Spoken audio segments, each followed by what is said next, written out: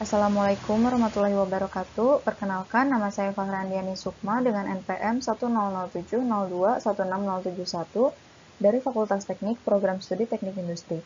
Di sini saya akan mempresentasikan hasil penelitian saya yang berjudul Pemilihan Supplier Bahan Baku Kain dengan menggunakan teknik for other reference by similarity to ideal solution.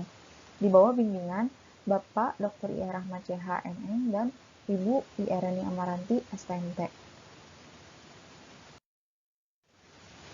Terdapat beberapa pembahasan, yaitu latar belakang, tujuan penelitian, tinjauan pustaka, hasil dan pembahasan, dan yang terakhir kesimpulan.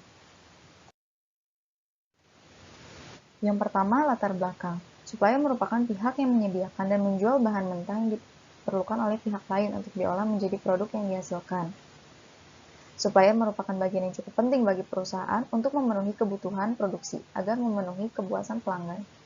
CV Mau Hijrah merupakan perusahaan garmen yang menerapkan strategi merespon pasar make to stock dan make to order. Perusahaan ini melakukan kegiatan produksi untuk merek yang dimiliki sendiri, yaitu Cantiku, dan melakukan produksi untuk merek sesuai permintaan klien. CV Mau Hijrah menghasilkan berbagai jenis produk busana muslim, seperti hijab, pakaian muslim, serta perlengkapan ibadah untuk wanita dan pria. Produk dengan hasil produksi terbanyak yaitu produk hijab. Oleh karena itu, produk hijab menjadi penghasilan utama CV Mau Hijrah hingga saat ini. Terdapat permasalahan yang muncul pada CV Mau Hijrah, yaitu dari 97 pesanan yang masuk pada produk hijab, 36 pesanan mengalami terlambat penyelesaian, dan 7 pesanan yang penyelesaiannya lebih awal. Hal tersebut terjadi karena belum tersedianya bahan baku kain yang dibutuhkan dalam kegiatan produksi. Hal tersebut dipicu karena kedatangan bahan baku yang terlambat dari supplier yang menyebabkan kegiatan produksi berhenti sementara. Oleh karena itu, perjanjian produk yang telah dilakukan antara bagian penerimaan order dengan konsumen tidak akurat. Tujuan penelitian yang pertama yaitu menentukan kriteria pemilihan supplier bahan baku kain dengan apa yang dibutuhkan oleh perusahaan. Yang kedua, merancang prosedur pemilihan supplier bahan baku kain agar kegiatan pemilihan supplier bahan baku lebih terstruktur. Tinjauan pustaka. Menurut Pujawan dan Erawan tahun 2010, manajemen rantai pasok merupakan metode atau alat dan pendekatan yang terintegrasi untuk mengelola aliran produk, informasi, dan uang yang melibatkan semua pihak dalam kegiatan proses bisnisnya, dari mulai hulu hingga ke hilir. Komponen rantai pasok terbagi menjadi 3, yang pertama upstream supply chain, yang kedua internal supply chain, dan yang ketiga yaitu downstream supply chain. Berdasarkan hal tersebut, pilihan supplier terdapat pada upstream supply chain. Supplier merupakan pihak-pihak yang menyediakan dan menjual bahan mentah yang diperlukan oleh pihak lain untuk diolah menjadi produk yang dihasilkan. Supplier menjadi pihak penting dalam keberhasilan perusahaan manufaktur dibandingkan bisnis lainnya, menurut David 2011. Stopsis merupakan metode beberapa kriteria yang digunakan untuk mengidentifikasi solusi terpilih dari sekumpulan alternatif berdasarkan minimasi jarak persamaan dan titik ideal maksimasi jarak dari titik nadir, menurut Olson pada tahun 2004.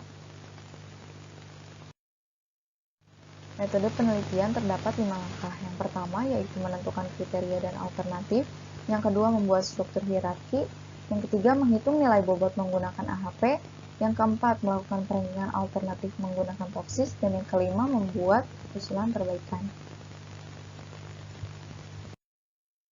Yang pertama, hasil dan pembahasan.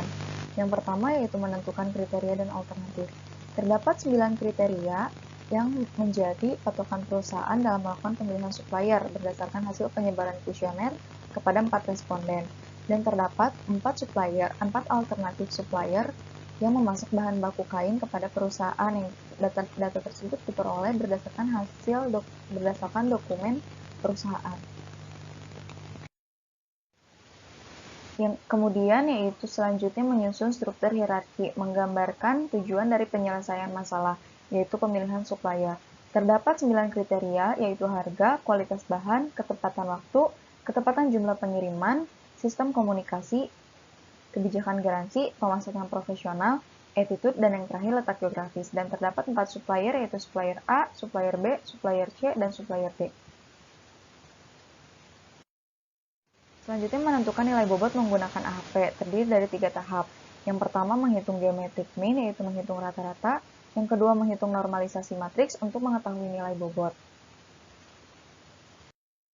Yang ketiga, yaitu menguji konsistensi indeks untuk mengetahui konsistenan jawaban yang diberikan oleh responden. Kemudian melakukan perankingan alternatif menggunakan TOPSIS, terdiri dari 5 langkah. Yang pertama, membuat matriks keputusan. Yang kedua, membuat matriks keputusan ternormalisasi.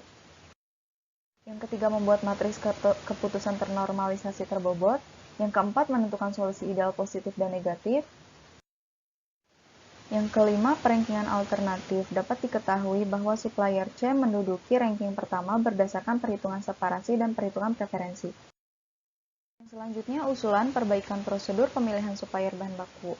Proses pertama menentukan kriteria dan alternatif, kedua memberikan penilaian terhadap kriteria, yang ketiga memberikan penilaian terhadap alternatif, yang keempat menentukan nilai bobot menggunakan AHP, yang kelima melakukan perankingan menggunakan TOPSIS.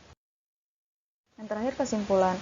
Terdapat 9 kriteria dalam melakukan pemilihan supplier bahan baku kain, dan pemilihan supplier tersebut dapat dilakukan dalam 5 langkah. Sekian yang dapat saya sampaikan. Wassalamualaikum warahmatullahi wabarakatuh.